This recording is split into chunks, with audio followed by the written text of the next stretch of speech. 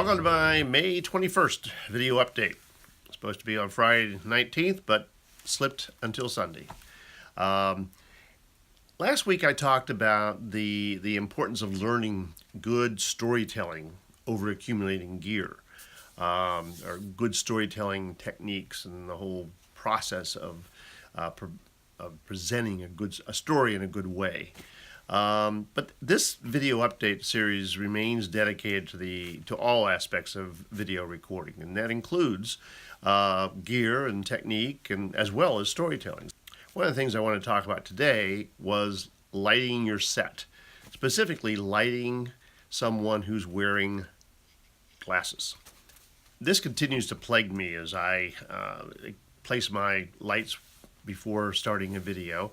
And so I have my key light set where I think it should be, and I have my fill light where I think it should be, and then I look at the video and there's a glare in that one and there's a glare in that one.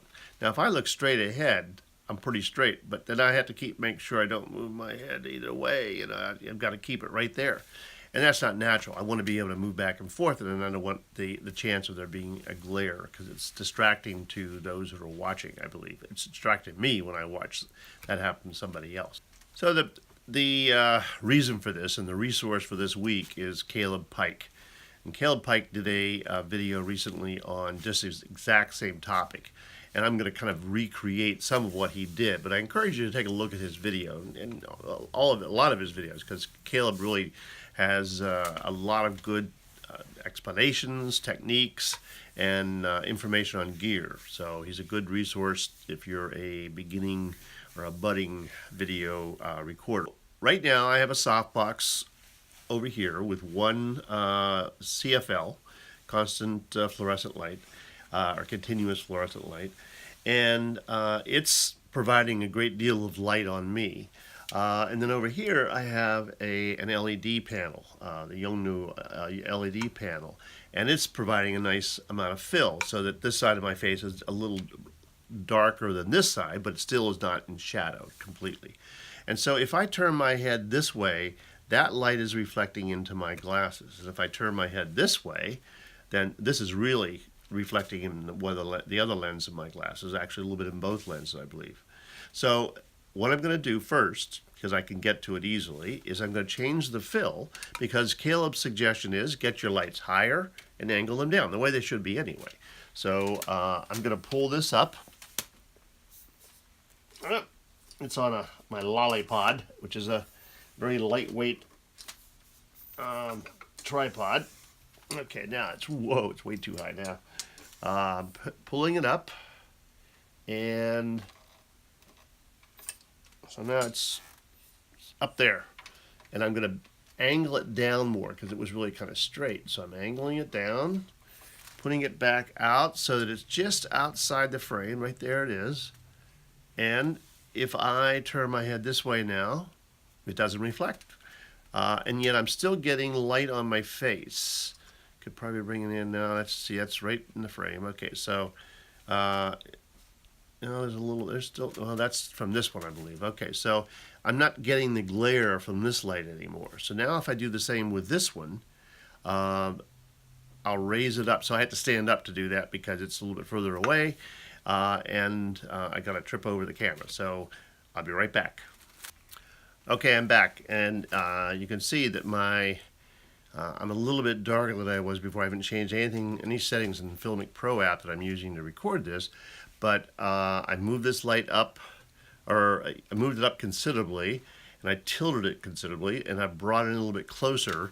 And so if I move my head this way or this way, I'm not getting the glare. I'm getting a little bit of reflection of some other lights in the room, but I could turn those off, but I just leave them on kind of for when I don't have my overhead lights on in the room, because if you record with the overhead lights on, then you get this flickering, and I didn't want that.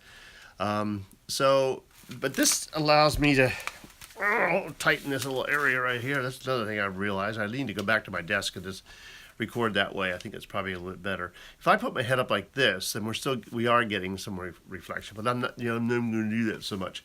So if I leave my face like this and look into the camera, and go back and forth, there should really be no reflection in the glasses. Glasses are really problematic in still photography as well as in videography, because they just,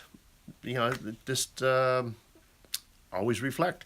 And you can do, the tilt of the glasses, but that looks, especially if you don't have a lot of hair like I do, that looks a little funny. If you look straight on, it doesn't look too bad. I look like a, kind of a, well, I won't say what I look like, but you don't want to have your people do that. You don't want to have your subjects use blank glasses, especially if they really do need the glasses as I do.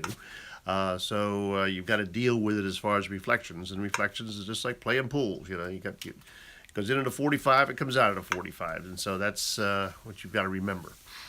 So that takes care of the glass reflection topic.